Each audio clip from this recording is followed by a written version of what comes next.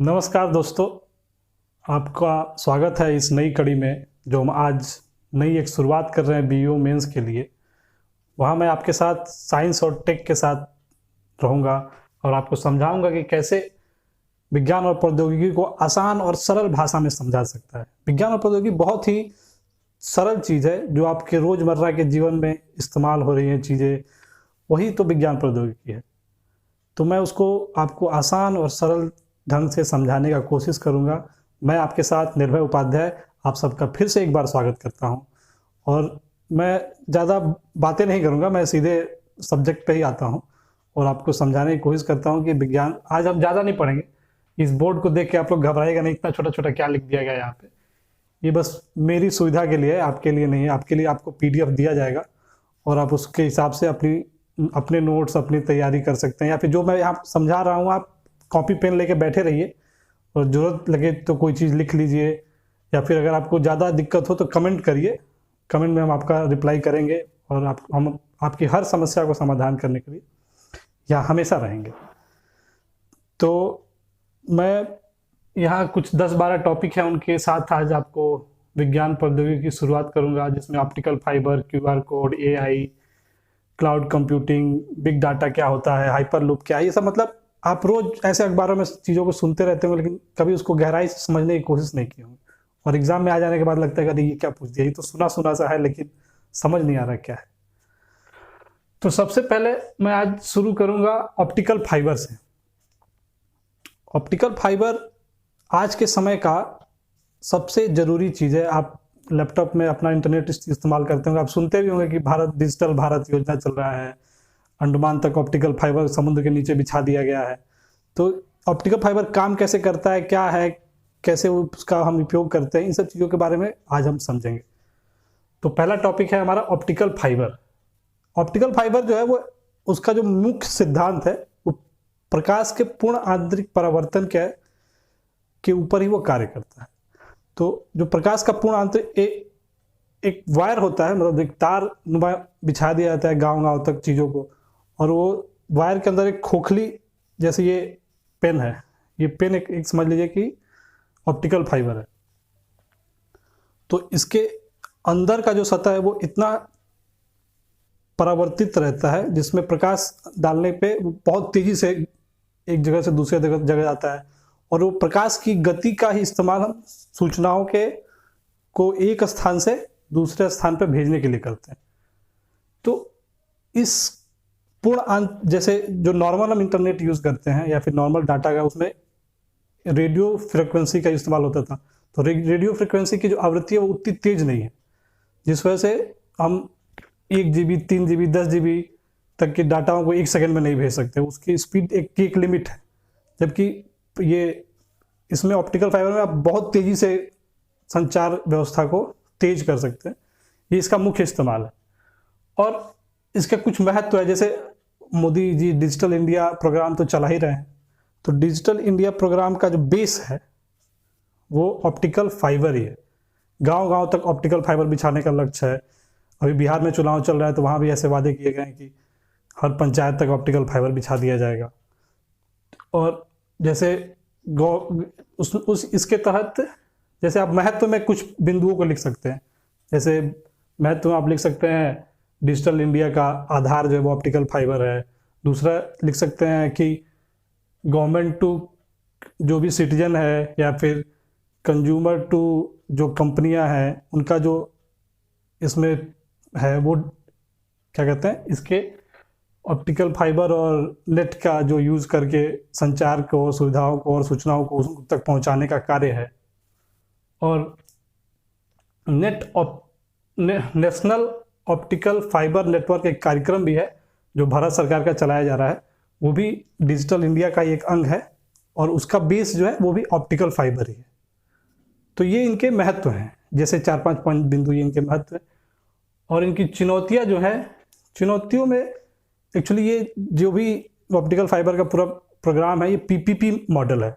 तो इस PPP model में क्या होता है कि जैसे कोई युद्ध की स्थिति हो गई तो उस समय क्या वो प्राइवेट जो पार्टनर है वो आपको उतना सपोर्ट करेगा कि नहीं। तो इस तरह की चुनौतियां ऑप्टिकल फाइबर के विस्तार में या फिर बड़े स्तर पे फैलाने में है। फिर दूसरी चुनौतियों जैसे है कि कोई सरकारी कंपनियां उसमें इतनी तेजी से हिस्सेदार, जैसे बीएसएनएल का ही आप ले लीजिए, बीएसएनएल अपने डिसीजन को अपने हिसाब से नहीं ले पा रहा है और वो अपना विस्तार इतने तेजी से नहीं कर पा रहा, इसलिए ये चुनौतियां हैं कि वो ऑप्टिकल फाइबर में उतना बड़ा हिस्सेदार नहीं है। तो इतना काफ़ी होगा आपको ऑप्टिकल फाइबर के आंसर लिखने के लिए, अब ज़्यादा उसमें जाने का, ज़्यादा उसका सैद्धांतिक चीज़ समझने की ज़रूरत नहीं है। तो और दूसरा आपको मैं बताऊंगा, दूसरा हमारा आज का टॉपिक होगा क्यूआर कोड। क्यूआर कोड हम कहीं भी जाते हैं तो तुरंत स्कैन करते हैं और सामान या फिर अपना बिल पेमेंट कर लेते हैं, लेकिन हम क्यूआर कोड के बारे में उतना नहीं जानते हैं। क्यूआर कोड क्या है? जैसे वीज़ा है, मास्टर कार्ड है, रुपए है, ये एक इंटरनेट का एक गेटवे है जो आपको पैसा ट्रांजैक्शन करने में मदद करता है। वैसे ही क्यूआर कोड भी जो है वो एक इंटरफेस है जो आपके क्या कहते हैं भुगतान में मदद करता है, और ये यूपीआई सुविधा से लैस है। मुख्य रूप से आजकल भारत डिजिटल पेमेंट की तरफ बढ़ रहा है बहुत तेजी से, तो ये डिजिटल पेमेंट में भी बहुत बड़ा योगदान मतलब करता है, आपको बहुत आसान कर देता है। इसके डिजिटल पेमेंट के लिए कोई भी क्या कहते हैं मशीन की ज़रूरत नहीं होती। आप एक सिंपल सा कोड स्कैन करते हैं और तुरंत तो आप डायरेक्ट जिसको पैसा ट्रांसफ़र करना है उसको कर देते हैं। सबसे एक ही क्यूआर कोड कई सारे चैनलों को जोड़ लेता है। जैसे आप अमेजन पे यूज कर रहे हैं तो अमेजन पे का जो क्यूआर कोड है वो पेटीएम का भी एक्सेप्ट कर रहा है, वो फ़ोन पे का भी एक्सेप्ट कर रहा है, वो भीम का भी एक्सेप्ट कर रहा है। तो कई सारे इंटरफेस जो है वो एक जगह पे आ जाते हैं। इससे पेमेंट की विभिन्न सुविधाओं को ग्राहकों तक पहुंचाना बहुत आसान हो जाता है। इसके साथ है जोखिम कम है इसमें, मतलब आप कहीं पेमेंट कर रहे हैं और पता चले गलती से कहीं और चला गया, तो इस तरह की जोखिम जैसे होता है वो गलतियाँ मतलब मिनिमम त्रुटि है इस। और सबसे बड़ी बात है कि क्यूआर कोड को किसी भी एंगल से 360 डिग्री किसी भी एंगल से देखा जा सकता है, स्कैन किया जा सकता है। जैसे पहले होता था बार कोड इस्तेमाल करते थे, तो बार कोड की एक सीमा थी। जैसे बार कोड है, बार कोड में केवल 20 जो थे 20 डिजिट तक ही बार कोड लिखा जा सकता था, लेकिन जो क्यूआर कोड है उसमें लगभग 7089 डिजिट का कोडिंग किया जा सकता है। सबसे और क्यूआर कोड जो है वो एक ऐसे चौकोर साइज का होता है, तो इसको क्षैतिज और लंबवत किसी भी तरह से स्कैन कर सकते हैं, देख सकते हैं।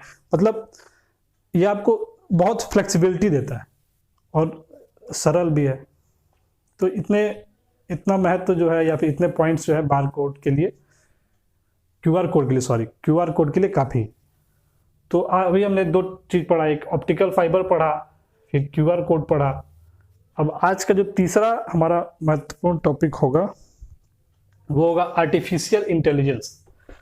आजकल खूब चर्चा में रहता है कि गूगल ने ये कर दिया, याहू ने ये कर दिया, आर्टिफिशियल इंटेलिजेंस का यूज हो रहा है, उसका यूज़ करके हम पे निगरानी रखी जा रही है, हमारे गतिविधियों का निगरानी की जा रही है। तो आर्टिफिशियल इंटेलिजेंस जो है वो मशीन जो है वो खुद से चीज़ों का विश्लेषण करे, फिर उसका खुद निर्णय ले, फिर उसे दिशा निर्देश ना देना पड़े कि कौन सा काम कैसे करना है, वो खुद से अपने कार्यों को करे और एक परिणाम तक पहुंचा दे। उसी को आर्टिफिशियल इंटेलिजेंस कहते हैं। आर्टिफिशियल इंटेलिजेंस का प्रयोग जो है वो उसके लिए आप 4-5 बिंदु देख सकते हैं। जैसे वो किसी भी चीज़ का विश्लेषण करती है और वो खुद से विश्लेषण करती है मशीन। जैसे अभी सऊदी अरब ने अपने नागरिकता भी दिया था एक रोबोट को, तो वो भी एक आर्टिफिशियल इंटेलिजेंस का ही, एआई का ही एक उदाहरण है। वो खुद से आपके सवालों का जवाब देती है, वो उसका विश्लेषण करके आपको तुरंत आपके बारे में आपको देख के स्माइल करती है, मुस्कुराती है, या फिर जो भी हाव भाव उसके होते हैं चेहरे के, तो वो एक एआई का ही अपग्रेडेड रूप है। फिर नीतिगत क्रियान्वयन में, सुरक्षात्मक प्रतिरक्षा में एआई का इस्तेमाल होता है। उत्पादन क्रिया में, जैसे आप गाड़ी बनाने का चेन है, तो गाड़ी आप उसमें दे दिए कि मारुति 800 बनाना है, तो मशीन अब मारुति 800 का डिजाइन, उसका कल पुर्जा कसने से लेके पेंट करने तक सब काम कर रही है, और लास्ट में बन के तैयार हो जा रहा है। तो ये उसमें मशीन ही पूरा डिजाइन को तैयार कर रही है, उसका उपयोग है उत्पादन क्षमता में। फिर लॉजिस्टिक में, आजकल जैसे अमेजन डिलीवरी के लिए क्या कहते हैं, रोबोट का इस्तेमाल कर रहा है। तो ये एक एआई है जिसमें आप लॉजिस्टिक चीज़ों को मशीन अपने आप आपके पते पर पहुंचा दे। तो ये कार ऐसी हो जो खुद से चलने लगे। फिर कृषि क्षेत्र में उसके निगरानी करने में, उसका कैसे उत्पादन होगा, कितना नुकसान हुआ, कहाँ कितनी बाढ़ आई, कितना बरसात हुआ, इसका एक एनालिसिस डाटा का करके वो खुद से बता दे, किसानों के पास मैसेज चला जाए कि अभी बारिश होने वाला है, आप अपना उसका अभी इस तरह की सुरक्षा करिए, अब ये कीटनाशक डालिए।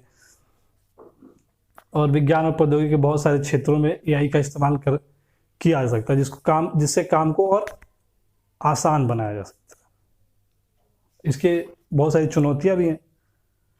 चुनौतियां ये है कि भारत जैसा देश जहाँ पे रोजगार आज सबसे बड़ी समस्या है, रोजगार जो सबसे बड़ी समस्या है, वहाँ अगर एआई जैसा चीज़ आ गया तो लोग तो बेरोजगार हो जाएंगे, लोगों के पास तो करने के लिए काम ही नहीं होगा। आज यहाँ ऐसा है कि छिपी हुई बेरोजगारी इतनी है कि जो काम एक आदमी कर सकता है वो 5 लोग कर रहे हैं, तो रोजगार की समस्या होगी। और दूसरी समस्या है कि मान लीजिए प्रोग्राम फेल हो गया, कोई ऐसा काम है जो सिस्टम कर रहा है और वो प्रोग्राम ही फेल हो गया, तो उसको ओवरटेक कैसे किया जाएगा, उससे भरा हुआ नुकसान कैसे होगा। जैसे अभी आया था कहीं हुआ, उसी घटना का जगह का नाम याद आ रहा, कोई कार बनाने वाली फैक्ट्री थी, वहाँ रोबोट ने एक वर्कर की जान ले ली। तो इस तरह के जो मानवीय नुकसान है या फिर जो भी समस्या है, उसका क्या अभी उतना अपडेट नहीं हुआ है। और जो अभी मैंने बताया, भारत जैसे देश में प्रशिक्षित लोगों का अभाव है, उतने सारे प्रशिक्षित लोग नहीं हैं जो उस एआई से रिलेटेड कामों को कर सके। तो इस एआई की ये सारी समस्याएं हैं। मतलब मुझे अगर आप लोगों को कोई भी दिक्कत हो इस सब चीज़ों में, तो आप लोग कमेंट करिएगा, मैं उसका और खुल के जवाब देने की कोशिश करूँगा। आप बेझिझक मुझसे कोई भी सवाल कर सकते हैं कमेंट के माध्यम से। और तो ये आपका एआई का कुछ प्रयोग था, और एआई क्या कैसे काम करता है, और एआई की क्या चुनौतियां हैं। अगला हम लोग करेंगे अब 3D प्रिंटिंग। आजकल आप लोग बहुत सारा समाचार में सुनते रहते होंगे कि 3D प्रिंटिंग हो गया, 3D प्रिंटिंग से मानव अंग बना दिए, 3D प्रिंटिंग से कुछ मशीनें बना दी, प्रिंटर बना दिया, वगैरह वगैरह। आजकल न्यूज में चर्चाओं में हमेशा रहता है। तो 3D प्रिंटिंग क्या है? 3D प्रिंटिंग जो है वो एडिटिव मैन्युफैक्चरिंग मतलब एक तरह से कह सकते हैं यौगिक विनिर्माण। मतलब एक प्रिंटर है जो 3D मॉडल को प्रिंट कर सकता है। जैसे आप नॉर्मल सा प्रिंटर होता है जो किसी चीज़ को प्रिंट कर देता है, उसी से एक मतलब ऐसा उसका डिजाइन नहीं होता। मैं एक बस उदाहरण दे रहा हूँ। जैसे 3 एंगल होता है XYZ, जैसे किसी भी चीज़ को देखने का त्रिआयामी मतलब चीज़ों को देखा जा सकता है। तो कोई जैसे ये पेन है, अब 3D प्रिंटिंग को अगर 3D प्रिंटिंग का मतलब अगर सिंपल शब्दों से है, अगर वो ऐसा प्रिंटर होगा कि अगर उस प्रिंटर को कमांड दे दिया जाए कि इस पेन का डिजाइन प्रिंट करना है, तो इस पेन के अंदर का जो इंक है का जो मॉडल है, इसका जो कवर है, जिसका जो लिखने का जो भाग है, वो सारा चीज वो परत दर परत करते करते लास्ट में पेन तैयार हो गया। तो इसका सिंपल भाषा में कहें तो 3D प्रिंटर ऐसा ही काम करता है। और 3D प्रिंटर का उपयोग क्या है? तो 3D प्रिंटर का उपयोग रक्षा क्षेत्र में किया जा सकता है। रक्षा क्षेत्र में हथियारों का निर्माण में किया जा सकता है, स्वास्थ्य क्षेत्र में किया जा सकता है। स्वास्थ्य क्षेत्र में जैसे नसों, जैसे आपके शारीरिक शरीर के अंगों के निर्माण में आजकल बहुत इस पे वैज्ञानिक काम कर रहे हैं कि शरीर के अंगों का निर्माण किया जा सके। जैसे आपका कोई नस है, शरीर का कोई नस का कोई छोटा सा भाग खराब हो गया, तो नस कहाँ से लाया जाए, तो आपके जैसा उस जैसा नस एक प्रिंट करके उसमें जोड़ दिया जाए। तो शरीर के ऊतकों के निर्माण में, फिर विनिर्माण के क्षेत्र में इसका बड़ी बड़ी 3D प्रिंटिंग मशीनों से मॉडल्स बनाने में और उससे संबंधित चीज़ों को बारीक से बनाने में 3D प्रिंटर का इस्तेमाल करना। घरेलू उपयोग की चीज़ों के लिए, सजावट के सामान के लिए, जैसे कोई भी सजावटी सामान है वो 3D प्रिंटर को आपने कमांड दिया तो उसने उसका हूबहू मॉडल प्रिंट कर दिया। भोजन पकाने में, शिक्षा में, मतलब ये जो नई तकनीकें हैं ये इसका एक व्यापक इस्तेमाल है। व्यापक इस्तेमाल से आशा है मेरा कि आप किसी, अब कोई चीज़ कोई ऐसी मशीन हो जो कुछ भी, मोबाइल है, मोबाइल ही प्रिंट कर दे, तो मोबाइल के कल पुर्जों में या फिर छोटे छोटे कल पुर्जे बनाने में, अब उस छोटे कल पुर्जे बनाने का जो समस्या है वो प्रिंटर के लिए बहुत आसान है, क्योंकि वो चीज़ों को एक लेयर दर लेयर लेयर दर लेयर लेयर लेयर करके प्रिंट कर देते हैं, जिससे वो आपको लेयर दिखाई नहीं देगा। वो वास्तविक जब आप सामान देखेंगे तो एकदम नॉर्मल सामान जैसा ही रहेगा। ये इनके 3D प्रिंटर के कुछ कुछ उपयोग है। बाकी 3D प्रिंटर में और कुछ जानने की ज़रूरत नहीं है, इतना पर्याप्त होगा अगर आप अपने सवाल में इतनी सारी बिंदुओं को मेंशन कर देते हैं। तो मुझे नहीं लगता कि उसके अलावा कुछ और आपके पास इतना शब्द भी नहीं है, 20, 50, 100 शब्दों में आपको जवाब देने होंगे तो आपके पास शब्द भी कम है, और टू द पॉइंट लिखना। जैसे आपको 3D प्रिंटिंग आ गया अगर एग्जाम में क्वेश्चन लिखने के लिए, तो एक लाइन लिख दिया 3D प्रिंटिंग क्या है, डिजिटल मैन्युफैक्चरिंग है या यौगिक विनिर्माण की एक प्रक्रिया है, उसका उपयोग क्या क्या है, रक्षा है में है, स्वास्थ्य में है, ये है वो है, बाकी जो भी मैंने आपको बताया। चुनौतियाँ क्या है, 3D प्रिंटिंग की जो मशीन है वो बहुत महंगे हैं, अभी उतने सर्वसुलभ नहीं है, और महंगी टेक्नोलॉजी है, हर देश के पास है नहीं, तो ये सब उसकी चुनौतियां हैं। अभी उसमें बहुत सारा काम होना बाकी है, अभी तो ये मतलब शुरुआती चरण है। अब हम एक अगला टॉपिक देखते हैं, वाईफाई तो हम लोग यूज भी करते हैं, आप भी यूज कर रहे हो, मैं भी यूज कर रहा हूँ आपको पढ़ाते हुए। तो वाईफाई तो आजकल के समय में बच्चा जानता है कि वाईफाई क्या होता है। वाईफाई से एक कदम आगे की चीज वाईफाई, एक तरह से आगे की चीज कहने से ज्यादा अच्छा है कि वाईफाई के जैसा ही है। इसे विजुअल लाइट कम्युनिकेशन के नाम से भी जानते हैं, और ये वाईफाई का ही एक सुपर क्विक वर्जन है। मतलब एक्चुअली जो तरंगे प्रकाश तरंगों के से जो चीज़ों का इस्तेमाल होगा ना, वहाँ पे आपको वाईफाई भी एक प्रकाश तरंग से ही रिलेटेड से संबंधित है, तो वहाँ पे क्या आपका स्पीड बढ़ जाएगा चीज़ों को करने का। तो वो अवरोध कम होगा, जिससे आपके काम का करने का गति बढ़ जाएगा। तो डाटा भेजने में जो रेडियो तरंगे प्रयोग हो रही थी उसकी जगह प्रकाश तरंगों का प्रयोग होगा। तो जैसे आपको वाईफाई है, तो वाईफाई में वहाँ रेडियो तरंगे इस्तेमाल हो रही थी, तो यहाँ पे प्रकाश तरंगे इस्तेमाल हो रही हैं, और ये वाईफाई का एक सुपर क्विक वर्जन है, और ये विजुअल लाइट कम्युनिकेशन है। जैसे आप अगर वाईफाई का अगर आप शुरुआत करेंगे तो उसके बारे में कुछ परिचय देना पड़ेगा, तो ये 3 पॉइंट काफ़ी होगा उसके लिए। इसमें क्या क्या संभावनाएं हैं इस तकनीक में,